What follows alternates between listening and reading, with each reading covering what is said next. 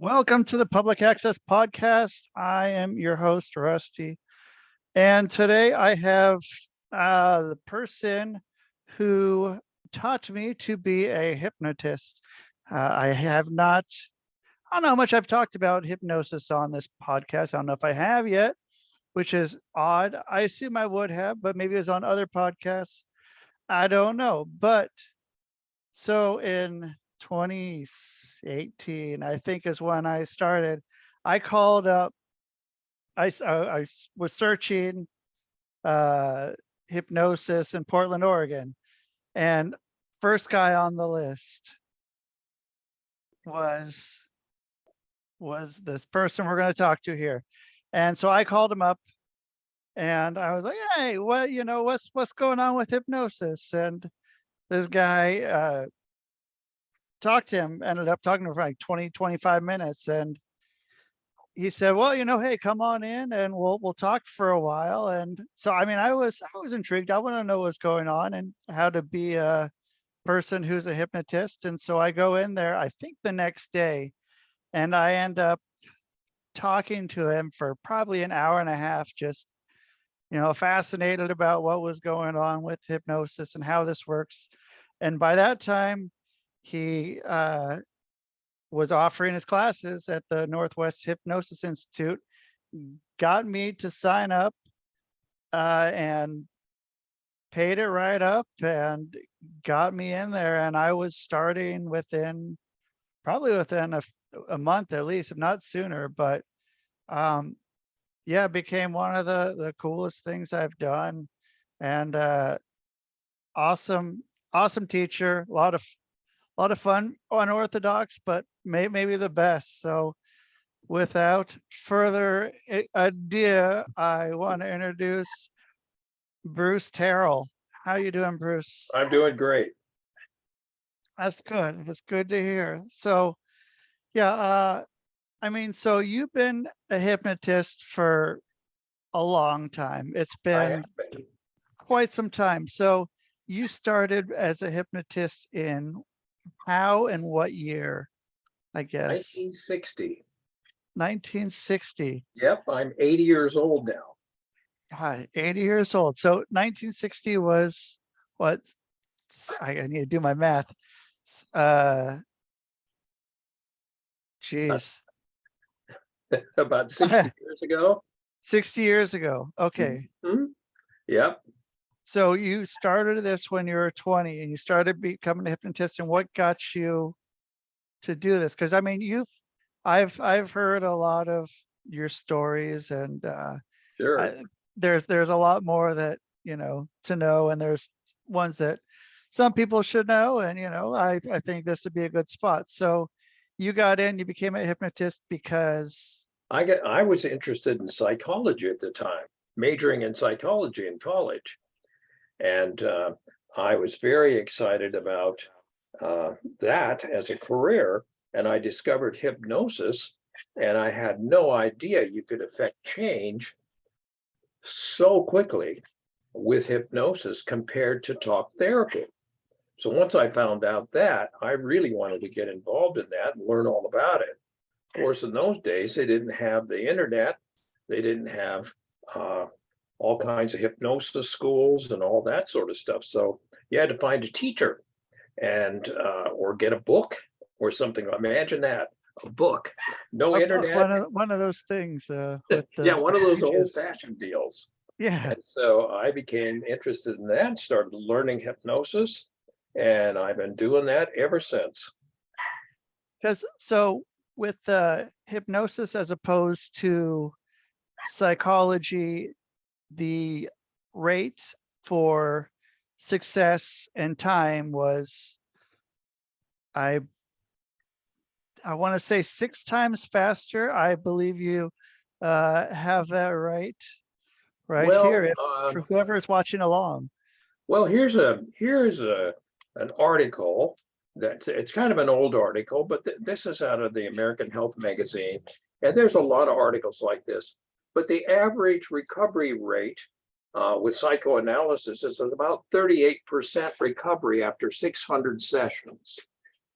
If you're going to do behavior therapy, like rational emotive therapy, or you're going to do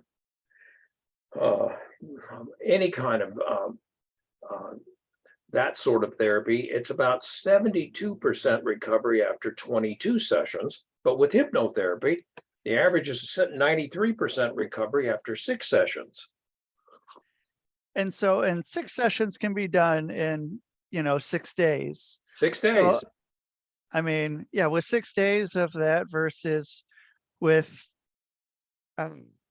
yeah, and with 93%, whereas, yeah, with psychology after you said 500, So, it's 38% recovery after 600 sessions. yeah, okay, 38% recovery out of 600 Yeah, well, sessions, you can imagine. which I mean is if you're doing it every day, that's almost 2 years going 7 days a week, 2 years, and you're only going to maybe get it. Maybe a third of the people will get it. That's And average. that's average. Yeah. So yeah, lucky if you're getting that. So I mean that seems pretty wild. And I mean back in 1960, I mean hypnosis, was it at a time where it was taboo, or was it more accepted then at a time? Because you said it goes through ebbs and flows. If it's It depends on the area of the country you live in. It depends on the ethnic groups. It depends on the religious groups. It depends on for medical schools, for dental schools. It just depends on the whim of whoever's running the school at the time. So it just kind of waxes and wanes. But you can just imagine why insurance companies don't want to pay for mental health care. If you are going to go to a psychiatrist and have 600 sessions, and you're going to pay $250 for each session, that's $150,000 for a 38% recovery. That's kind of amazing. If you're Yeah. going to do 6 sessions of hypnosis at 150, that's $900. That's quite a difference. with a 93% success rate, Right.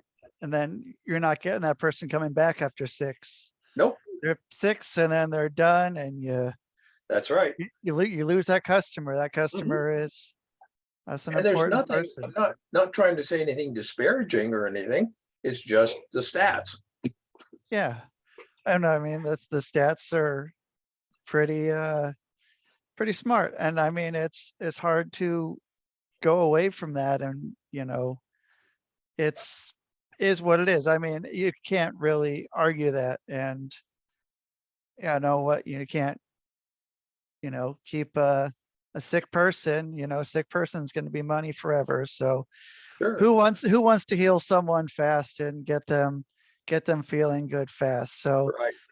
that's what can be happening now. And so it's great. And so so with that, were you into I mean, you got into when you started, I mean, what was your trainer like, your teacher? Well, I had several of them. The most significant one was a guy named Jeffrey Knight, who had Knightsbridge Institute, and he was a fellow from England, and he was independently wealthy because he'd won the European lottery, and so he moved to America, and he was a actual solicitor. In fact, he was the Beatles' attorney and Monty Python's attorney as well. And so he decided to move to America and start teaching people hypnosis. And I thought he had a really interesting approach.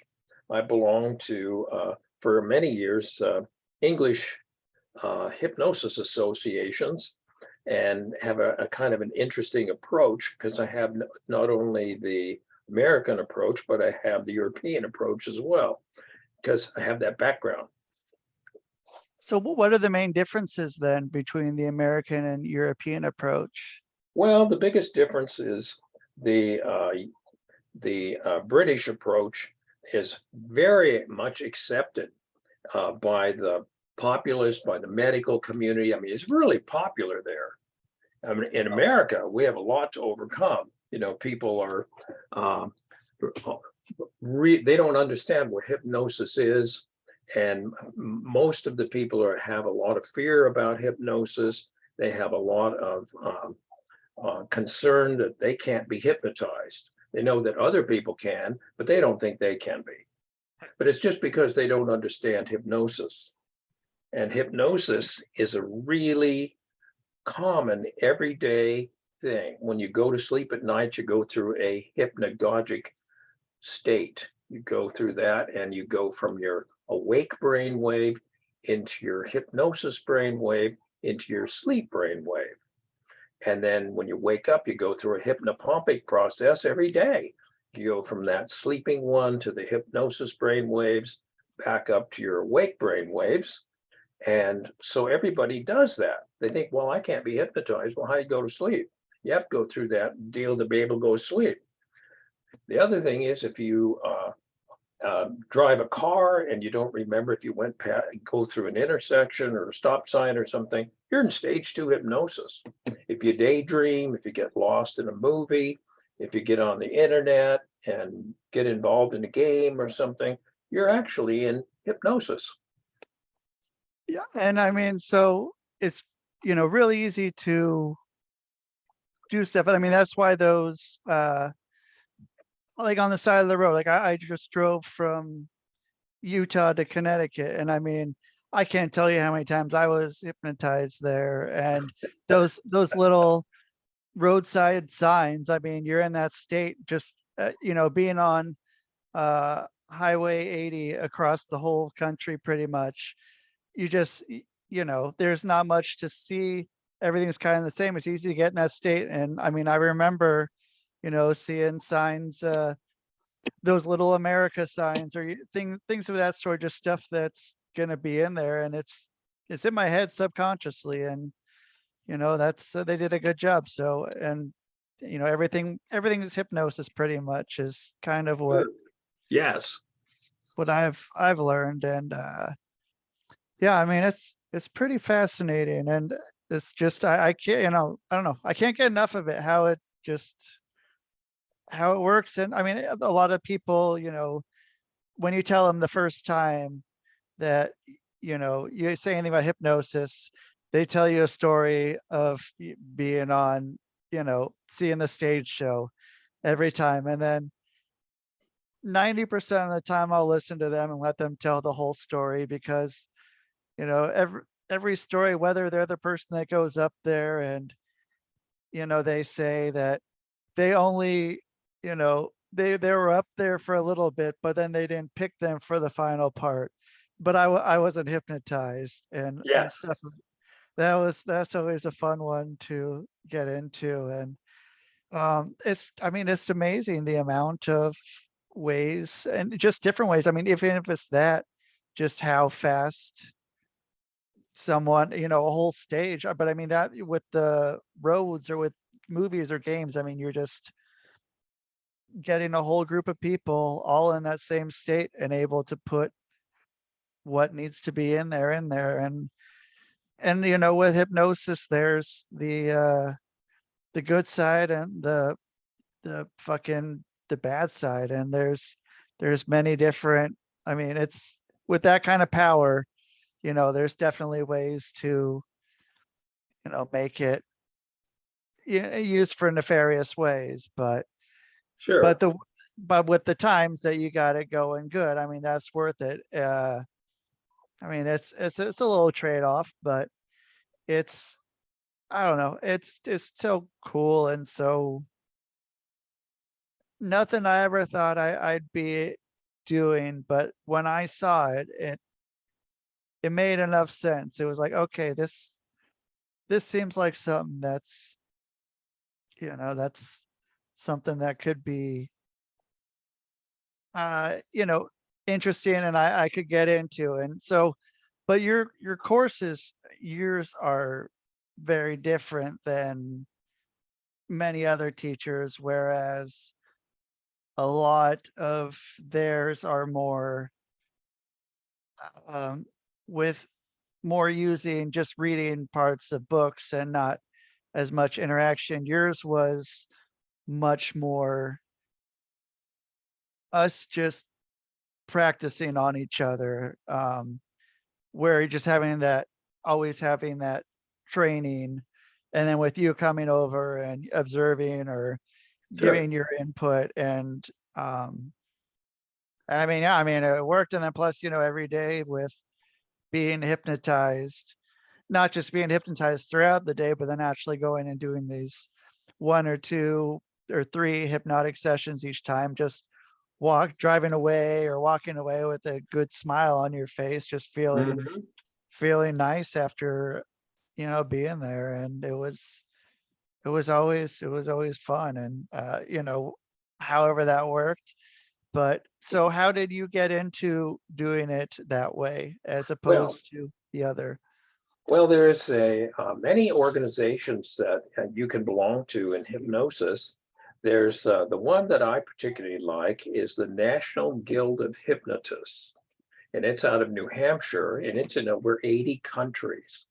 And they have a course called the Training and Certification Course, and it is for people that know nothing about hypnosis. They're not psychologists, they don't have special training or anything, but they really want to be able to help people.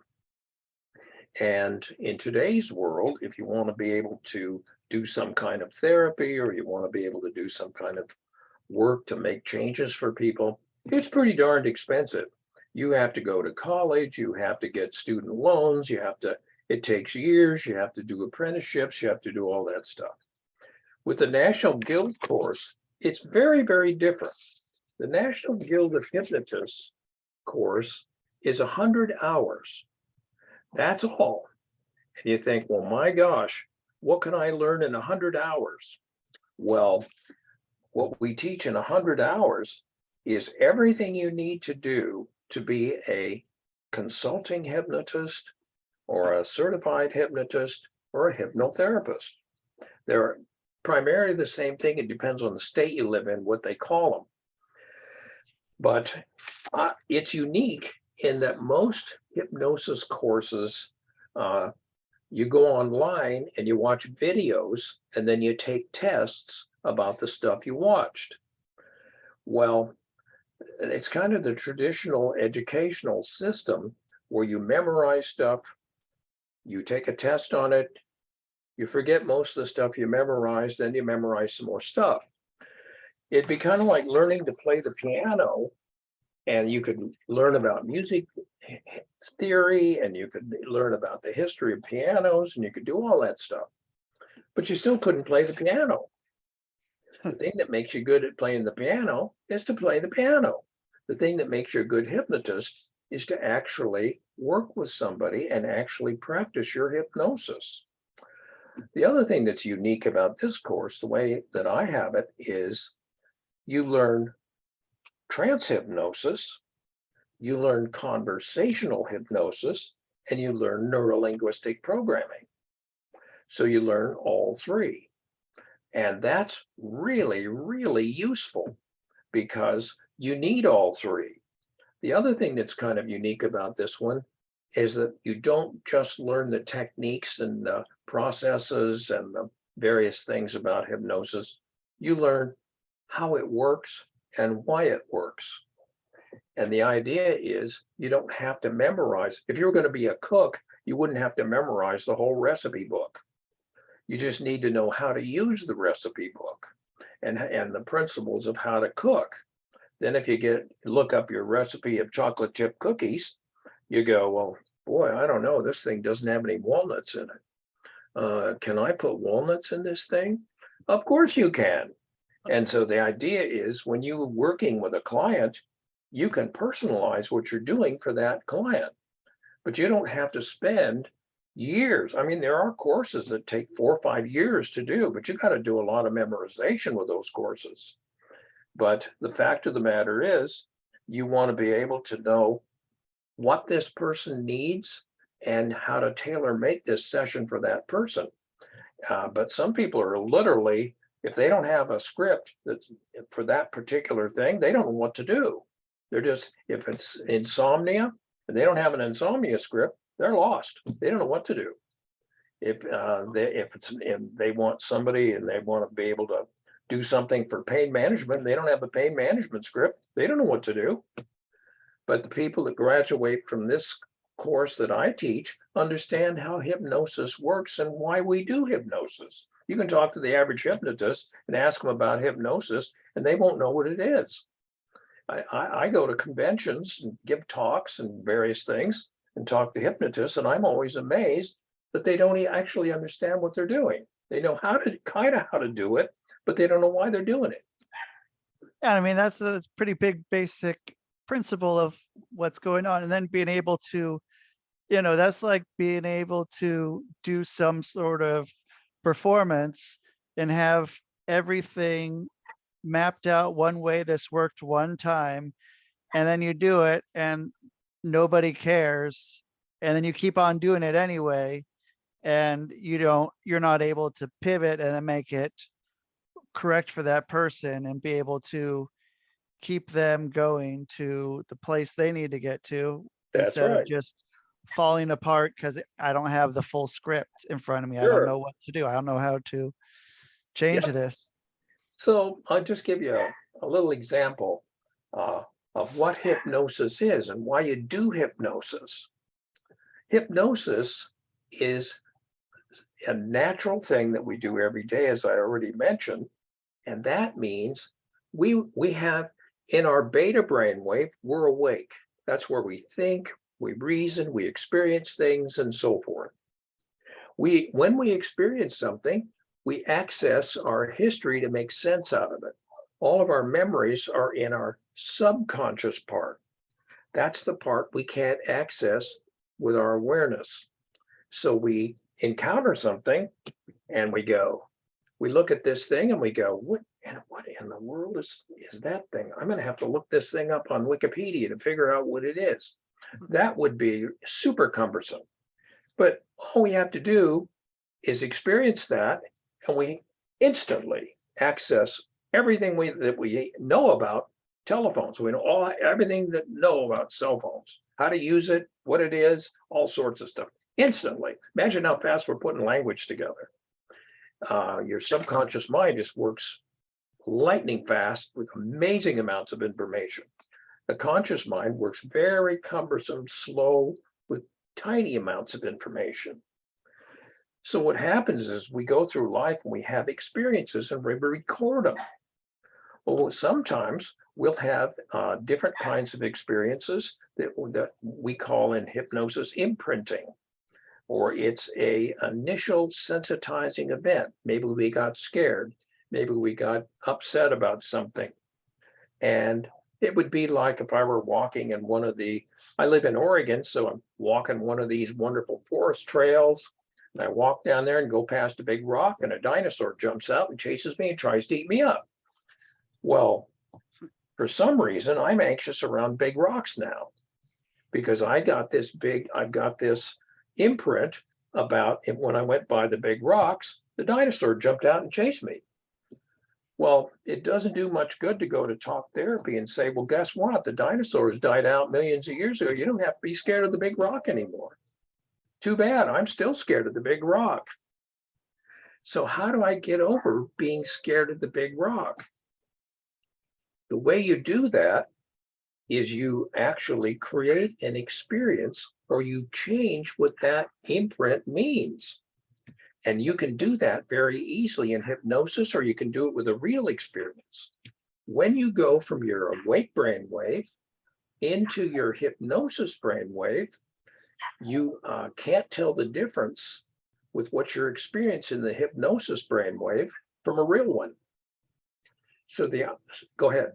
Oh, I was going to say, and I mean, this is the one that like I've really enjoyed because I've been able to do this one with clients where I have, I mean, they don't have to tell me anything about why they're afraid of the rock or even mention the rock itself. They're just doing this all in their head. And it was one of the ones where they play it over and over, and desensitize enough to get to the part where the event is not as impactful. Mhm. And I mean, it's great because just, and especially too with now people doing Zoom so much. I mean, they don't have to go anywhere. They can sit in their bed and you don't have to say anything to anybody. And then you say, hey, I'm done with this. It feels better. And then bring you out of hypnosis. You're good to go. And Mhm. I mean, where else can you do that? How long has that taken with psychology? How many years? How many sessions? And maybe you might feel better, but I mean, give me an hour and a half, and that part of you is not going to be a big deal anymore. Terrific. That rocks nothing. Yeah. But Well, so the idea is uh, w- we we create the conditions.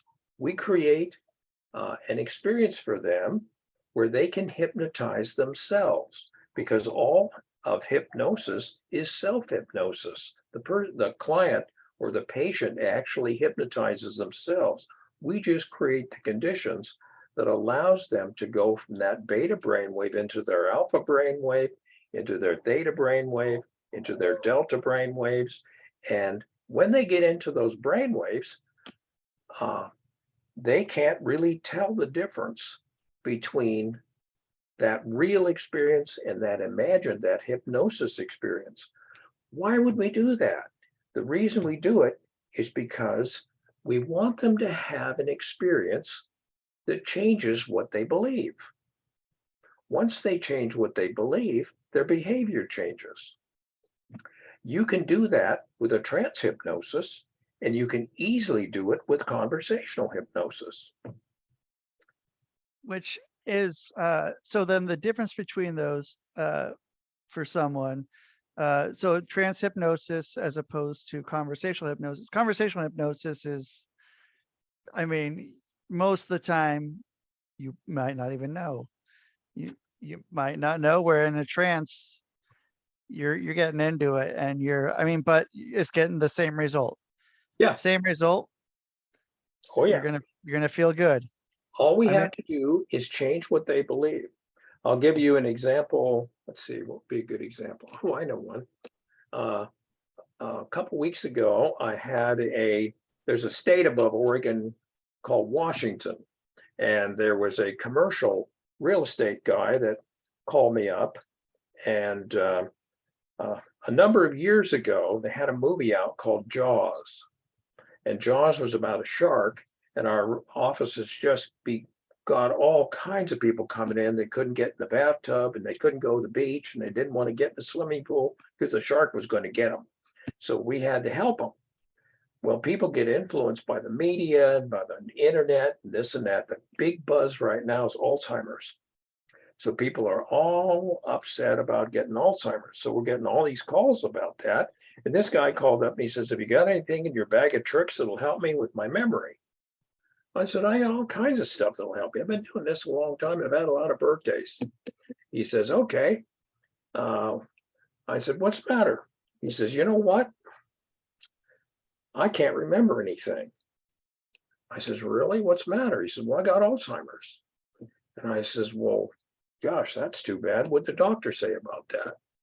Because we always check to find out what the medical people have to say. And he said, well, they gave me a brain scan, they gave me a bunch of tests, they gave me all this stuff. And you know what? The doctor says I don't have Alzheimer's, but the doctor's wrong. He's not right. Making a mistake because I could remember names, I could remember dates, I could remember faces and appointments. I can't remember anything. And I got Alzheimer's. I said, really? Well, I realize I'm going to trust the doctor over him. So I'm thinking he's got a belief that he can't remember. I have to change what he believes. I have to create a condition or an experience where he just realizes he can't forget instead of he can't remember. So I said, well, I got a question for you. I thought I'll use some hypnosis on him. I'll use conversation. So I said, hey, I got a question for you. He says, yeah, what? I said, how many fingers am I holding up? He said, 2. I said, forget that. What do you mean? Forget what? Forget I held up the 2 fingers. He said, what do you mean? I said, well, you got Alzheimer's. You're not going to remember it. He says, are you trying to trick me? What are you doing? I said, nope, just want you to forget that. In fact, you should spend the next couple of days forgetting that. I bet you won't remember it. About 3 days later, he called me up and he says, for an old frog, you're pretty smart. I can't forget those damn fingers you held up. You held up 2 fingers and I can't get that out of my head. I can't forget that. I said, how's your memory doing? He says, funny thing, I'm starting to remember stuff a little bit better. So I checked up on him about a week or 10 days later, and he says, what, my memory's coming back. I don't know what it is. But as soon as he changed what he believed from I can't remember to I can't forget, whatever he believes, he's right. And so, by golly, his memory came back. That's how you use conversational hypnosis. Example. That's a great example. And or the remember the monkey. Remember that that Don't blue think of the blue monkey. monkey. Don't think of the blue monkey. Don't Yeah. think of the blue monkey. Yeah. I still don't think about the blue monkey 4 years later. I don't think about it. It's nowhere. And so, yeah, it's it does the trick. Yep. And And you will be surprised at how fast you can program somebody just with conversational hypnosis. And I'll give you an example. Let's say if I were talking to you, I'm talking to Rusty, and I goes, how does Bruce feel? And then you would say, Bruce feels so good. It's the best of his he life. feels good, right? Okay, listen to this. Bruce feels happy. Bruce feels happy. Bruce feels happy. You know how Bruce feels? Bruce feels happy. Bruce feels happy. Bruce feels happy. Bruce feels happy. How does Bruce feel? Bruce feels happy. Whoops. All I did was repeat it 6 times. And you put that in as a direct suggestion like that, and bink, it's right in your mind. Affirmations, self-hypnosis, the average direct suggestion lasts 48 hours and less unless you repeat it. But if you repeat it, it becomes permanent. So it's very useful, but it changes what a person believes. Because you had a belief Bruce feels good, then Bruce feels happy. It's pretty close, but I could have made it anything. And Bruce now feels happy. And Bruce Yep. has felt happy. Sure. So we can program somebody with direct suggestion. We can change the meaning of a memory by putting new information in it. So when they access it, it means something different. We can create a new experience to change something they believe. We can get them willing to experience something. We can do something like the systematic desensitization you were talking about desensitizing a phobia a couple minutes ago, where we have a stimulus, a doggy, and the response is panic. We just build in a new response. Boom, just like that. Easy deal. Every time the dog walks up to you, the dog has some squeaky shoes on, and those squeaky shoes are funny. They're not scary. That's right. Every time the dog barks, he sounds like, Sure. some whoever, I can't think of, Christopher Walken. Every time he barks, sounds like Christopher Walken. That's not fun. That's not scary. Yeah. Well, it's interesting how powerful hypnosis is. Some years ago, I guess quite a few years ago, in 1940, there was a radio show in Portland, Oregon called The Squirrel Cage. And this guy was on there and had a little program for kids. And I was a little kid and I listened to it. There wasn't TV then, there was just the radio. And I thought that guy was pretty darn good. He had all kinds of funny voices and all kinds of things. And one day that guy packed up his suitcase and decided to go on down to Los Angeles, and he got a job at Warner Brothers and became the voice of Bugs Bunny and Porky Pig and Daffy Duck. And his name is Mel Blanc. And you can look him up on Wikipedia, and you'll find out that at one time he was driving to work to go to the studio, and he got in a car wreck and went into a coma, and they couldn't wake the guy up. And weeks went by and they could not awaken him. They couldn't get him revived from this coma. And one day, a kind of a young, smart alecky doctor walked in, and he knew that Mel Blanc was the voice of Bugs Bunny and Daffy Duck and stuff. So just being a smart aleck, he walked past the guy's bed. The guy's out. He walks by his bed and goes, "And what's up, doc?" And it popped him out of the coma. And it Oh, became a basis of emerging people from comas. You can see it in Wikipedia. It's an interesting story. whoa. Well, that's a pretty cool thing. Well, there's another guy named Milton Erickson that started all kinds of wonderful things with hypnosis, and he overcame all these limitations with polio and stuff. And there was another guy named Don Martin from Missouri. And Don Martin, very famous guy who has runs the entire education department for 85 countries for the National Guild of Hypnotists, because the National Guild is the biggest and oldest hypnosis association in the world. So this guy's traveling around and doing all these things, and one day he has a stroke, and he ends up in the hospital, and he can't talk, he can't move, he's screwed. His life is effectively over. And he remembered this story about Mel Blanc, and and changing the way his brain worked. And he remembered these other things that happened with Milton Erickson and some of these other people. And it was really fantastic because he said, I'm in bed. I can't move. I can't talk. I don't want to give up. I'm going to try to rewire my brain. So he started to apply some of these hypnotic techniques and some of these kinds of things that he had learned. And pretty soon he could move his fingers, and pretty soon he could mumble something, and pretty soon he could talk, and pretty soon he could walk around with a walker. And now he's out doing his classes again, and he doesn't even need his walker. And interestingly enough, he's come up with a course for hypnotists that will enable them to rewire their subjects' brains if they have a stroke. And it's this course right here, Rewire the Brain. And you can actually rewire someone's brain that's had a stroke using hypnosis. If you can do that, you think I can get somebody off of cigarettes? Oh, yeah. No problem. None at all. That's great. Yeah, that's a good, should be on the back of a bus right there. It should, shouldn't it? Yeah. So you've done hypnosis for a while, and you've ventured into some other businesses of sorts. Oh, yeah. So Oh, yeah.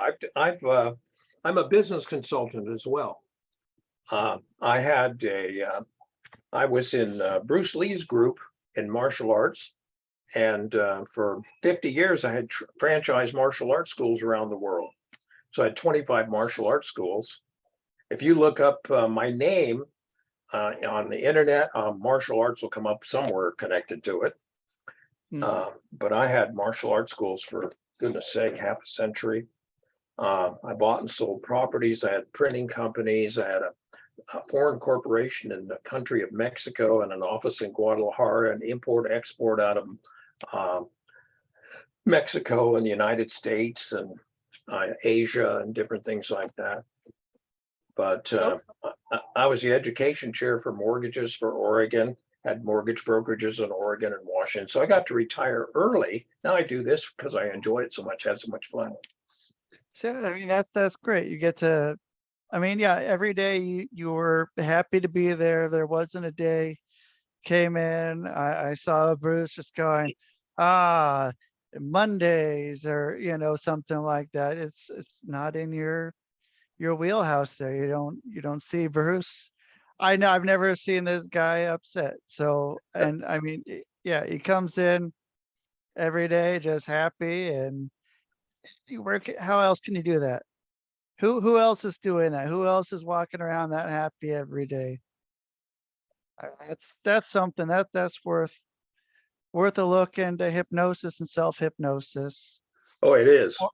or, or becoming a hypnotist. And I I mean, yeah, and now that you can do classes for people all around the world, they can. I mean, people were coming from all around the world to come to your school, and That's right. now they don't have to go anywhere. They can, people who don't have to pay for that, trip to Oregon, they can just pay for the course. I mean, that's a game changer. So I mean, you got people, yeah, all over the world just coming for more and more courses. And I mean, as long as you're teaching them, there's going to be people that are waiting to go and get more and more people becoming hypnotists. It's a Yes. great world, And great world it's to be so in.